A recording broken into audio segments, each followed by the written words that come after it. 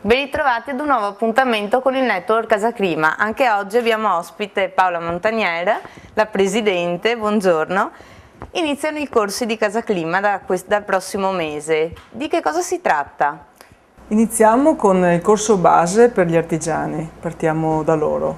E a fine mese abbiamo organizzato questo primo corso che durerà 3 giorni e darà un primo livello di informazione e formazione agli artigiani del comparto casa, quindi a muratori, impiantisti, ceramentisti, tutti quelli che costruiscono l'edificio.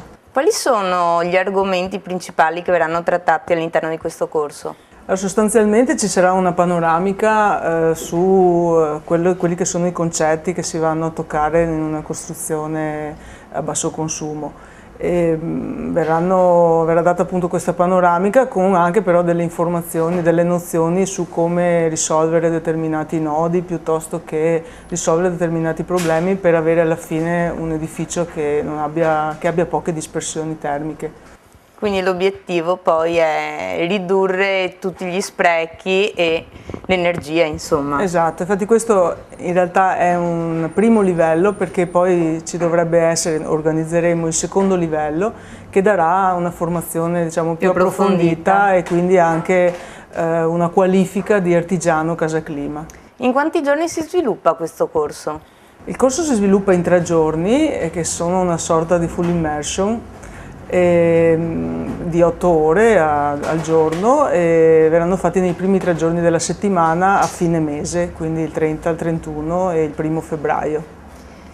Però prima di iniziare questi corsi c'è una giornata, una gita, un'uscita un po' particolare. Sì, perché si apre il 26 di gennaio la fiera Klimahouse, che è una fiera specialistica, specializzata sui concetti della sostenibilità e del basso consumo, è una fiera internazionale e pensavamo di iniziare il corso portando un po' gli artigiani o anche i professionisti, comunque chi è interessato all'argomento, di organizzare un pullman e andare tutti insieme a Bolzano a visitare questa fiera.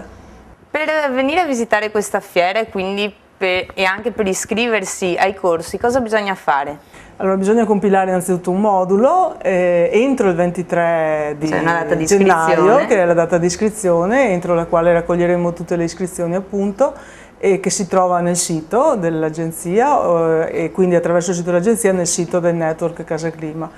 E basta compilare il modulo e fare il bonifico e quindi poi con questo c'è l'iscrizione al corso oppure al corso più alla fiera.